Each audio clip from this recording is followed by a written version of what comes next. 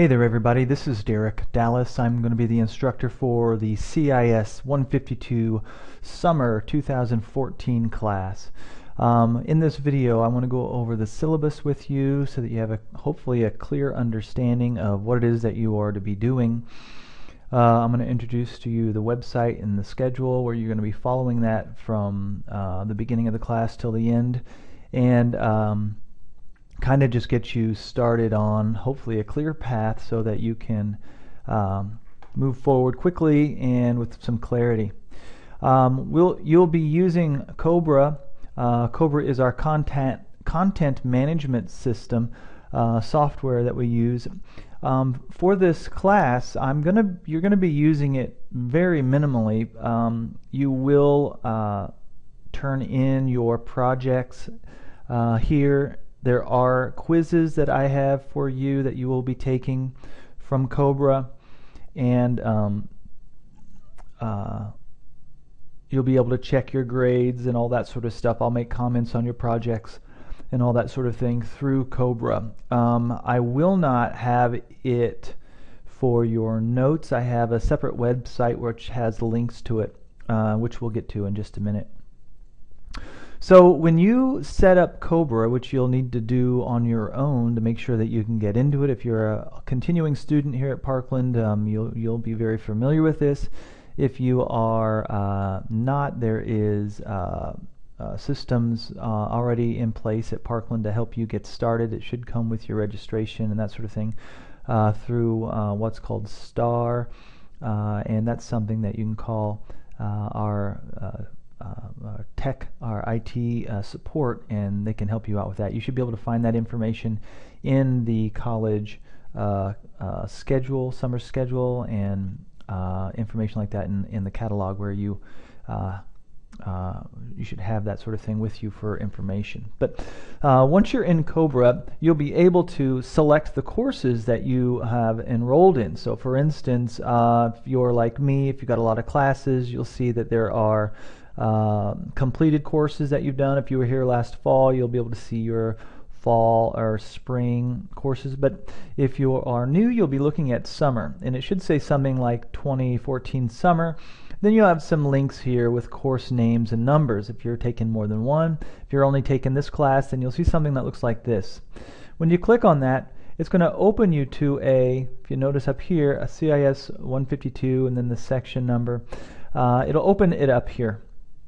Now, the way this is laid out is up to you. I think you can change all this stuff. I don't personally use a lot of this stuff. There's some content here that goes along with our syllabus, and this is content that you are required to read as a part of becoming a student here at Parkland, and just understanding our policies and code of conduct and those kind of things. The area that I want to really show you is not what I'm doing down here, but this is going to be what it looks like as a student. And so there'll be a section called Content. When you click on Content, I've written up just some brief information here as an overview. This just says, welcome to the class. You can read this yourself, but what I want you to see is that there's a link here. And this is the link to the specific course, CIS 152, and to the basic index page. Actually, as an introduction to web pages and URLs and all that sort of stuff, this is a nice example of where we can see that this is a server for Parkland College, the host, and then it's specific for my classes, and then this is the class course, and then a specific file type, but we'll get into that later on. So if you click on this, it's going to open up to our home page. Notice that the URL is right here. Now, one thing I want you to understand is that this is just a portion of my website. If you are familiar with me, I teach about 9 or 10 different classes. I think it might be 8 or 9 different classes here. And if you simply remove this section here and just hit delete and hit enter, you can go to my actual home page here, which has content. You can see different links to all the different classes that I have taught or I currently teach. Now you are in my 152 class, so if you click on this you'll go right back to where you were, but that's some information for you if you need to go to my home page or whatever. You can do so. So this is CIS 152 Web Design 1. Again, this is basic skills for creating business-oriented websites with a review of HTML, XHTML, CSS coding, and we're going to be talking about HTML5 and some CSS3 as well in this class. We'll get to that as you move along.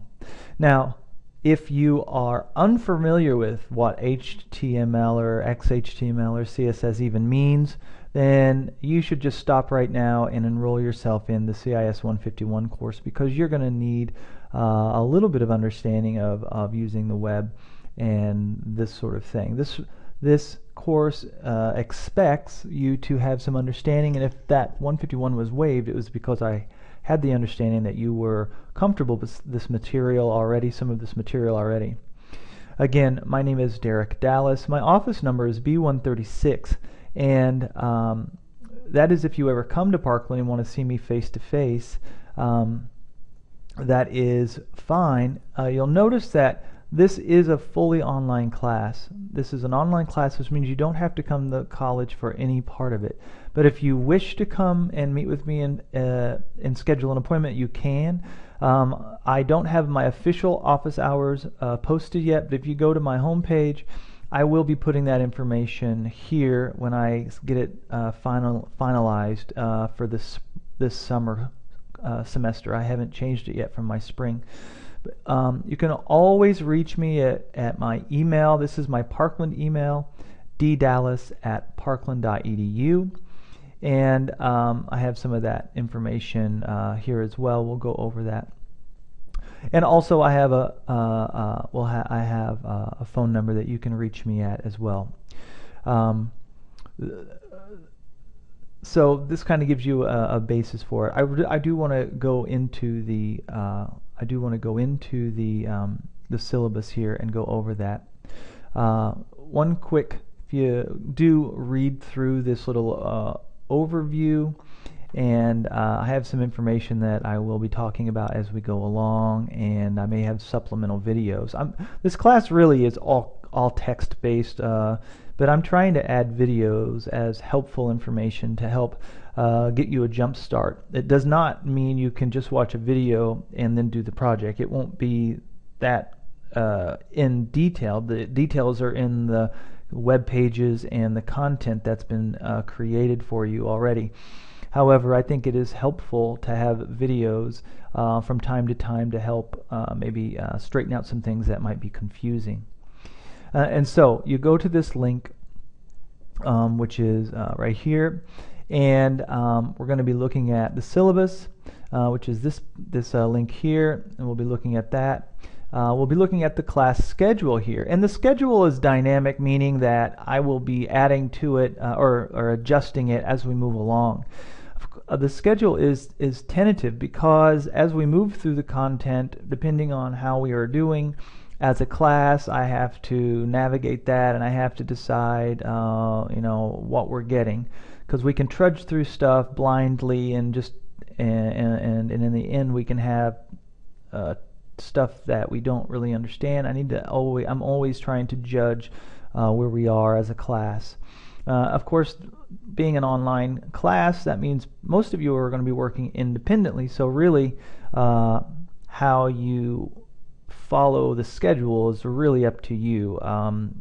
As a summer student, the class moves very quickly, and you will be doing a lot of work each week, and it is time consuming and it is challenging, but it is not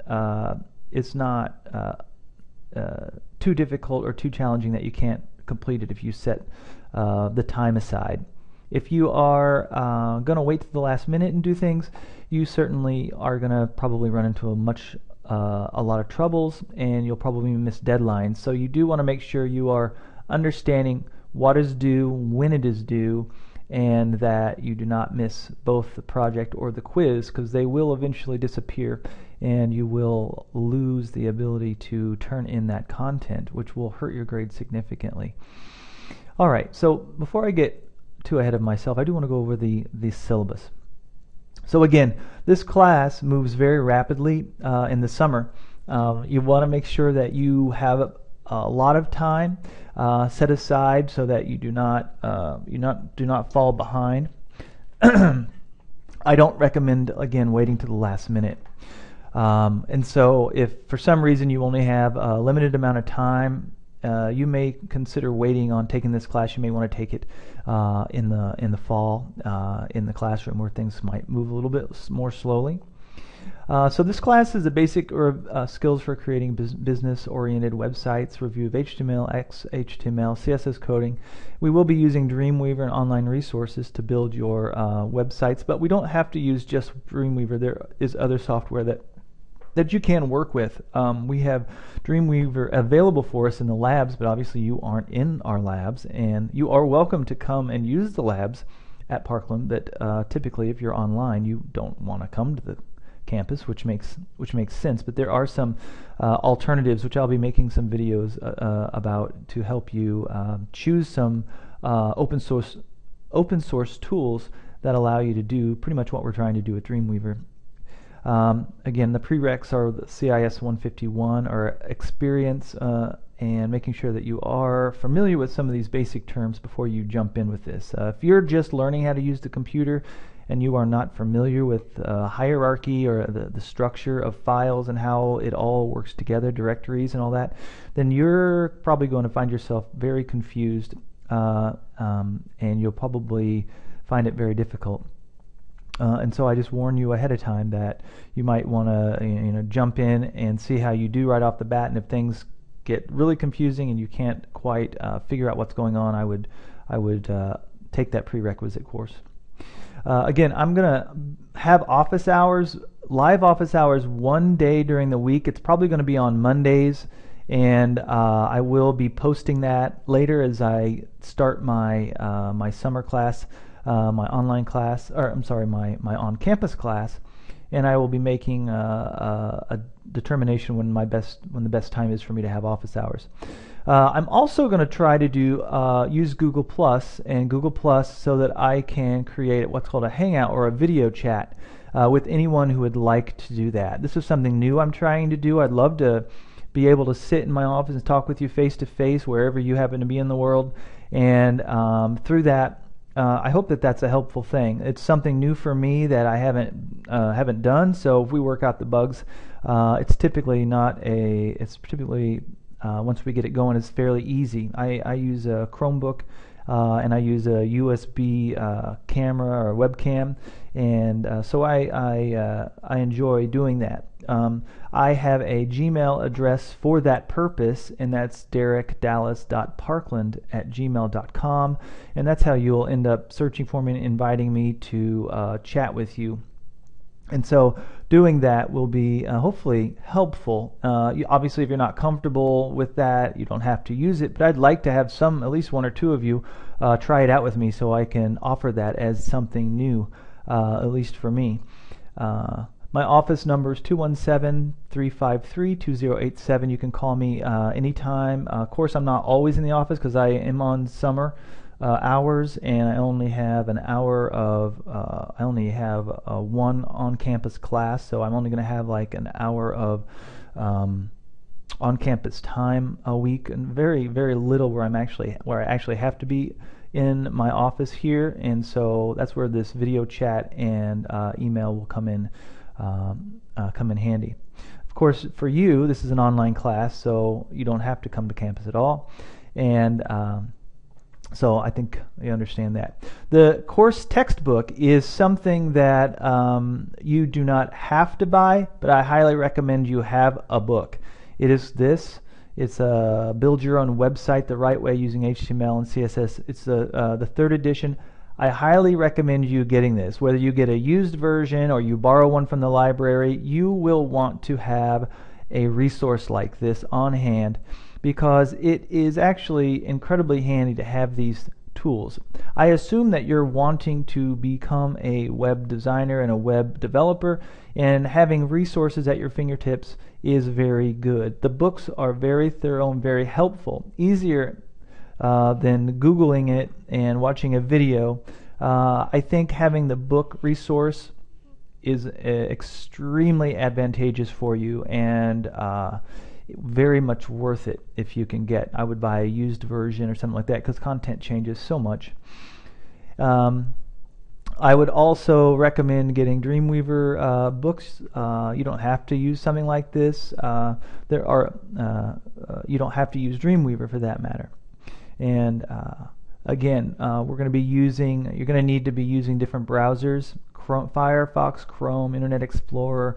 If you're a Mac user, you can use Firefox. We will be using some text editors such as Notepad, and for Mac users, TextEdit and TextWrangler. I'm using a PC here in my office. I don't have a Mac. I'm not using a Mac, but if you choose to use a Mac, I'm assuming you are comfortable with what Macs offer and how they function. I use a PC, and I am familiar with that content and a little familiar. There are notes for Mac users, but I certainly am not trying to sway you one way or the other. Neither do I want you to choose a PC or a Mac. You can choose whatever tool works for you, but I am not a Mac user. We will be using an SFTP application for file transfer. We can use WinSCP, or I use FileZilla, and I have a video about how to use that when you'll be moving through the schedule, and you'll be seeing that. All right. So again, software that I hate the fact that you have to buy software for the class. Some software is incredibly expensive. If you choose to buy that is on your own. I would prefer, for starters, especially if you're going to go into web design and web development, then certainly invest in your future.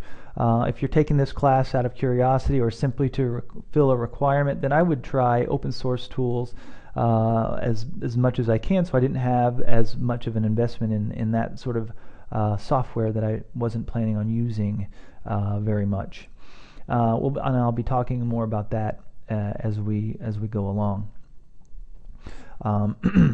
So you can look over this content. You can use Dreamweaver CS6 or Dreamweaver CC, which is what is available out there. If you do choose the 30-day trial, make sure you wait till the end of the semester here in summer, because if you start buying it now, you won't be actually needing to use it for quite a while, around midterm or so. So hold off on actually jumping into that, but hopefully I'll give you an alternative that you won't have to worry about this as much. Again, I've spoken to you about the prereq, so read over the prerequisites. So if you are not familiar with some of these tasks here, you need to make sure that you can do these basic things. If you read through this and these don't make sense to you, and you are completely unfamiliar with these terms or what these are asking you to do, then you're certainly going to be in a major disadvantage for this course. You need to go through this and just be honest with yourself. Ask yourself, do I actually know what this means? Can I do these things? Maybe some of them you already know how to do, you just don't realize it. But I would give myself a pretty good overview of these to make sure that I was at least able to do these bare minimum things. If you cannot, then I would drop this class and I would take the CIS 151 class, or consider enrolling in a CTC course related to Internet and File Management that you can find in our Parkland catalog.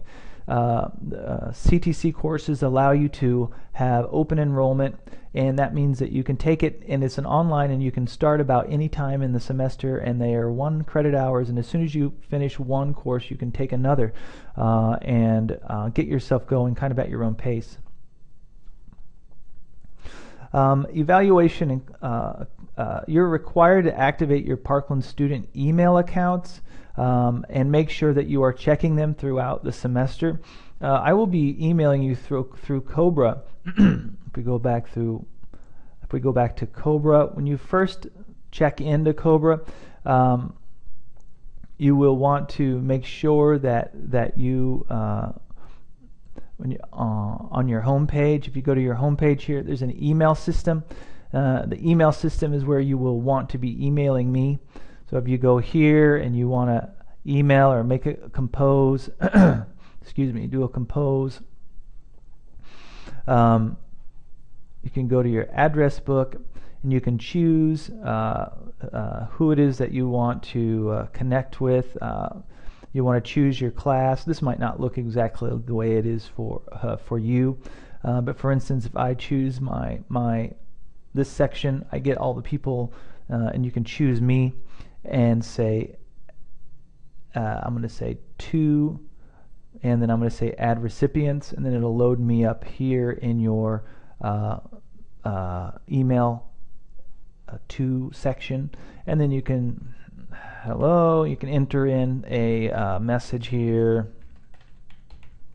So here's your message, and then when you're finished, you hit the send, and then it will send me an email, which then I will get if everything goes well. I'll eventually get it here, right there. So here I am. Here's the message I sent to myself. This would be you, and I would get that, and I could read that, even though this is my group. This is a different email system, but it's connected.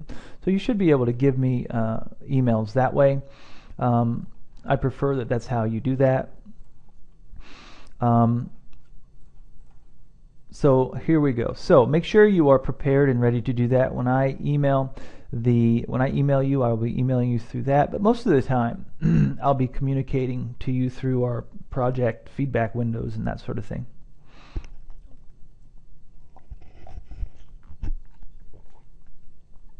All right, we're going to be looking at submitting projects, study time, equipment failures. So projects are going to be based on our schedule. So if you go back to the website and look at the schedule, you'll notice that assignments here, we have project 1, 2, 3, on and on and on and on till 12 here. And these are all going to be links that take you to a web page that has, typically, it begins with all the kind of the notes that you're going to be wanting to read through for the content. So this is the project itself, but the notes that support the project are right here. So for instance, when you begin reading about project 1, the notes that go with it are file management, understanding the path, web tools, XML, HTML coding rules, link to the W3 schools, which you'll get into, lecture notes for using the FFTP, and using the validator. All of this needs to be read and practiced first before you do the actual lab activity. The lab activity then will be submitted when you actually upload your web page to the Parkland server, and that server will allow you to create a URL that I will then be able to click, and it will send me to your page on the server. So our Parkland server will host your essentially your little website, which will have your projects all there, and I will look at your projects from there, and I will look at your code, and I will look at how things went for you. So you'll get to how you do all that stuff by reading this content and following the instructions.